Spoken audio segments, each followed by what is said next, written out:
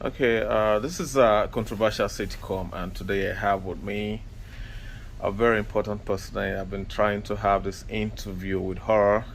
I need her voice on this program because she has a lot of knowledge that she will be sharing with us today. We're looking at a very sensitive topic, potentially current situation in the world. The Queen of England just passed away, and a lot of people, we have people with different views, opinions, emotions. Some are mourning, some are angry, some are coming out to hear their grievances is regards to the British Empire.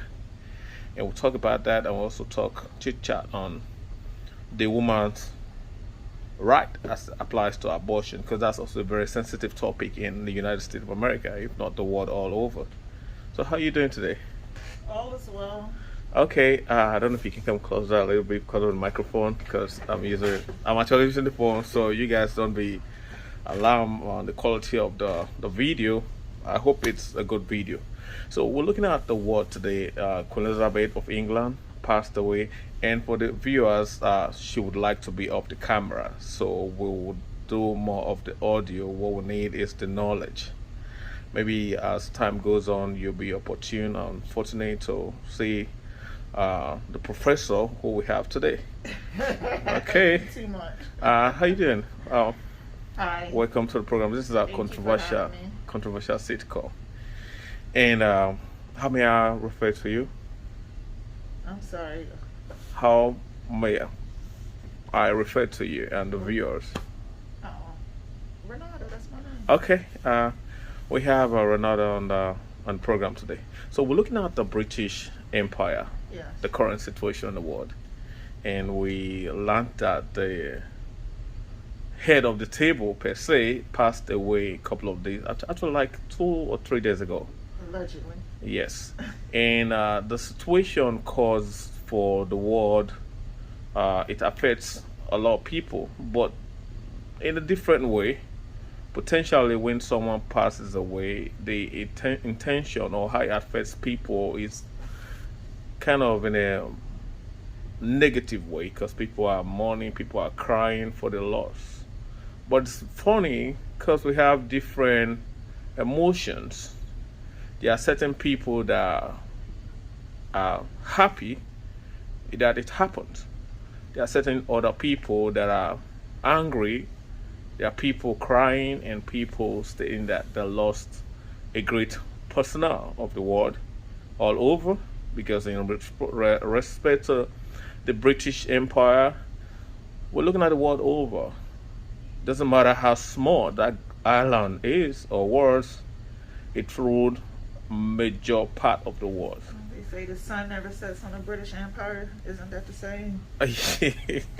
Yeah, I mean it affected a lot of people all over the world. So potentially the world over. I was reading an article earlier today that one of the uh, more like a representative of the government, like the Senate body of the government representative, was hearing his own view, requesting that the British Empire returns the diamond, which is among the tiara or crown of the Queen Elizabeth, which was what I think they said is 40 million dollars. They should return it back to India. That was his own grievance. I also heard some people complaining about the British Empire enslaved part of their country, and potentially they've not come out to apologize for the what they did to those part of the world, and some part of the world are still suffering the aftermath of that incident. And a friend of mine, we're having discourse. He made some point in this slavery thing, which the British Empire has been accused of. The Catholic also were involved, but the Catholic at the time, the Pope, I don't know if it's this Pope or the previous Pope, made an apology for that. But per se, the British and the monarchy entirety, they've not made an apology for what happened. It's outrageous. So when you're talking about the British and you're talking about the Pope, that's the Vatican, and so you're talking about two different entities also. You know. Yes, I'm talking. So, but So you have to. they're not together because the British and the British Empire or the UK is not part of the Vatican. You know. No, not part of the Vatican. No, it's the Vatican considered as. Okay.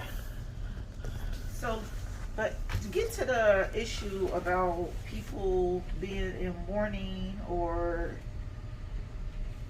not in mourning. So when you say that, are you saying it's black people, people of color, or are you saying just or people who've been subjected to colonization? I mean, okay. My belief is this is practically from countries that the British Empire has touched in its gain. Let me use the word gain from colonialization. So those countries were profiled because they were seen as inferior. It went beyond the black race, Africa per se, because it also touched even America, whether we like it or not. The British colonized America. We might want to say, oh, Proclamation of Independence. It doesn't, it doesn't take the fact that these people came here at the time and ruled America. Yes, we fought and we got our independence by ourselves, but you cannot erase it from history that these people at the time were making decisions for Americans. So they touched a lot of people all over the world, regardless of skin color. So I think, it's the people who are in mourning, just being human. Of course, you recognize their right to mourn because that's what you do when you have somebody that you cherish and you respect. However, for people who've been subjected to the British Empire, to colonialism, to the underdevelopment of their countries, for the robbing of their resources, the land, the rights to the land, the technology, like water, education, all things that all people activity basically, has been affected by being enslaved, mentally and physically. I don't see what would they be mourning for? Why would they mourn? That's like asking me, oh, you enslaved me, you robbed me of my language, of my traditions, of my right to even be me. And I'm supposed to look at you because I don't care how many years later it is, and be happy and grateful that, or celebrate and mourn. No, it's a slap in the face to us to say that, oh, you're wrong, oh, you're rude, or you're insensitive. Why not? Why can't we express ourselves? That's a good acknowledgement of what is happening, or how people have the freedom to express themselves. But the question is this the right time? Why didn't this set of people expressed this same narrative when she was alive, where she had the choice to respond or not to respond? And I know potentially that there might have been people or countries that have had their view in that aspect, because regardless of it, you beating the drum of a dead man, I think it's like an empty drum. Yeah, I would say it's more because people tend to conform to, I think the term might be like, they call it respectability politics. So it's like, okay, you're going to try to conform to what's expected, how to act, However, it might not be your true feelings, or it's not your true sentiment. So you're not going to have a head of the state in India you know, talking bad about the queen, or like being really forthright with how they feel about how Britain has exploited India. You're not going to have that in real time. You know, you may have that behind the scenes talking, but now that she's gone, okay, now people might feel, oh, okay, we could speak up. And it's only going to be a little bit, because really it's the common people who are talking. It's not like heads of state speaking on this. No, I mean, there've been some notable people in politics from, like I said earlier on, the guy from India is in politics. There also be some, I think in Brazil or Argentina, if I'm not mistaken. This is one of the guy in one of their notable network. He's a broadcaster, and he apparently was drinking champagne on TV, live TV, celebrating. And I think the effect, the thing that I know a lot of people.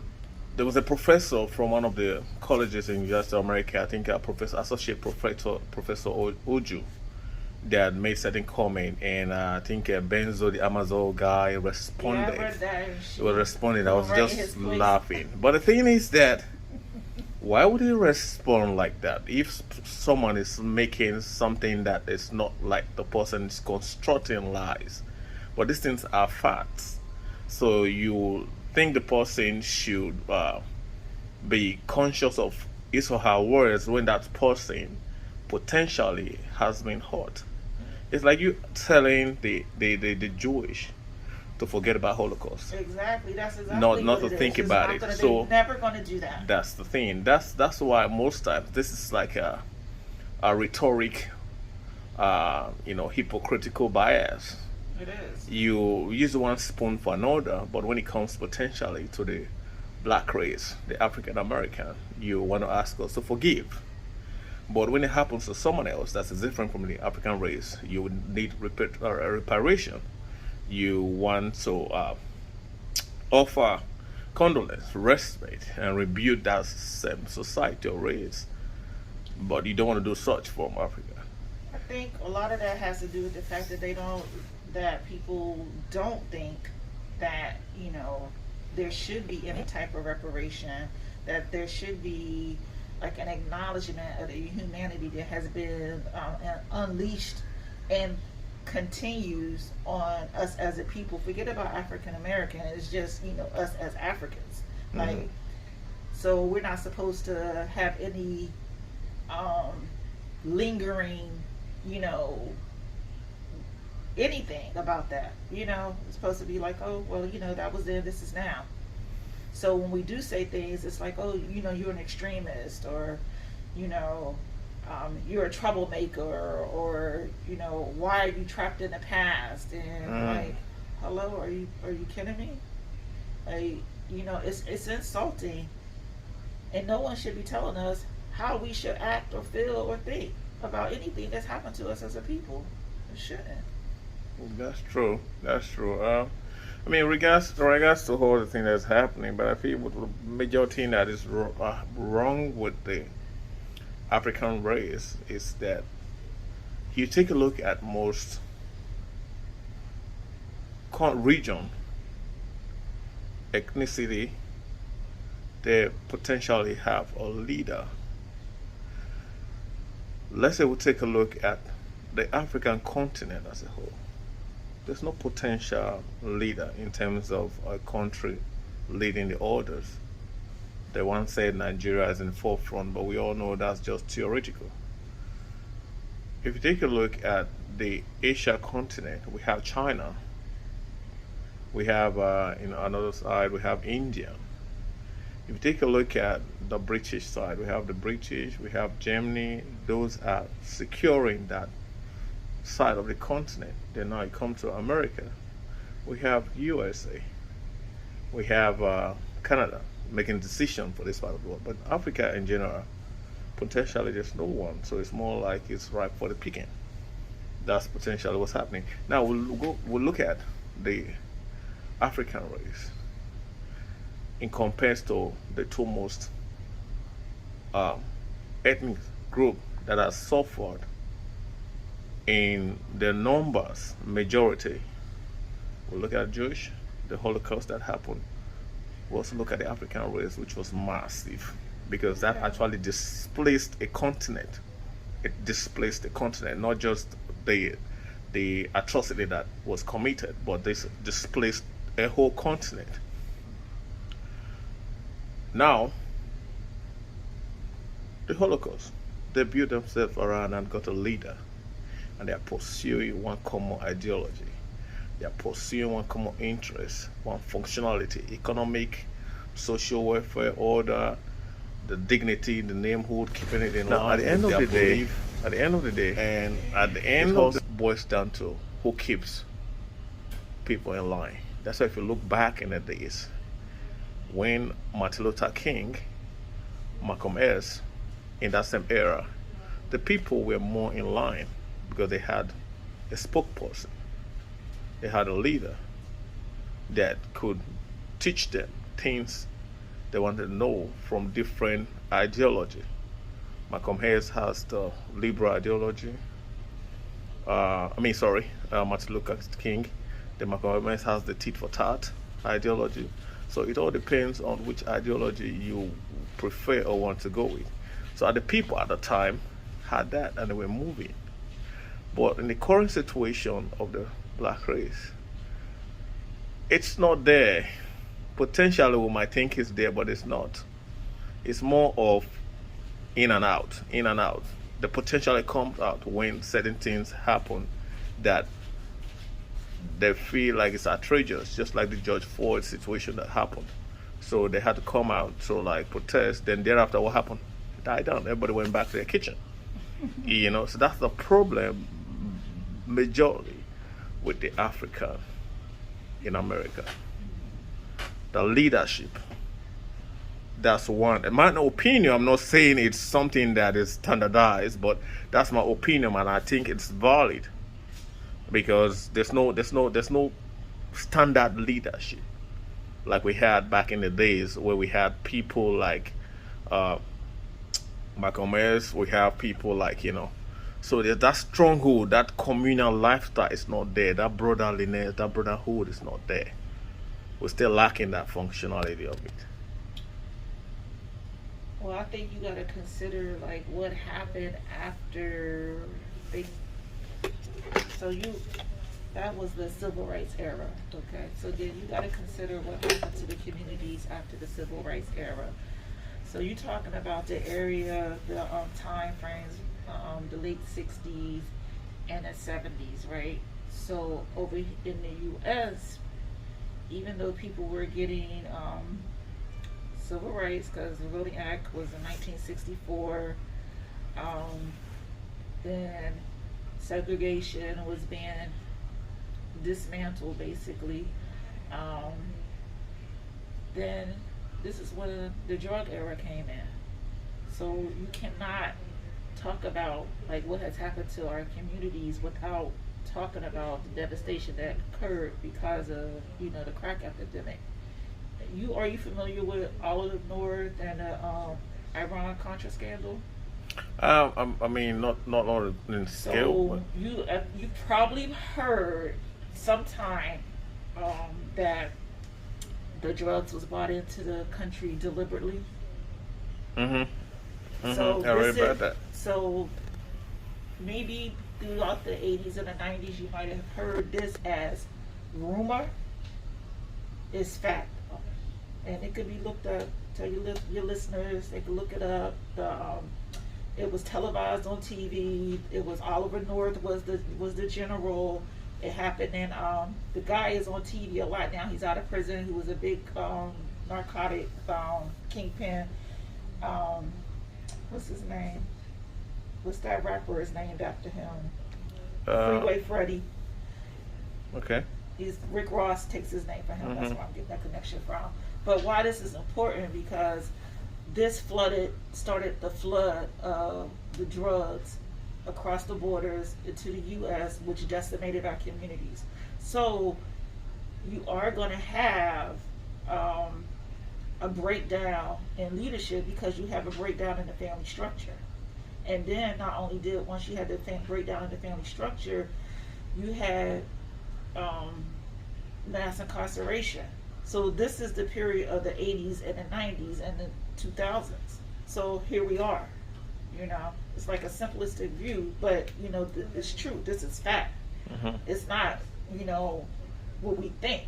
You know, how are you going to raise and educate your family if the father is gone and the mother is on the street? And you know, how are you going to raise your children to even know, you know, of what Malcolm was talking about, you know, what he was teaching? How are you going to continue that? That's true. What you do know is that, you know, you have to be responsible and educate those who educate the ones they are able to reach. You know, and then you speak about leaders from like these different countries, and it's like you cannot forget. Like this is something I always like tell my kids.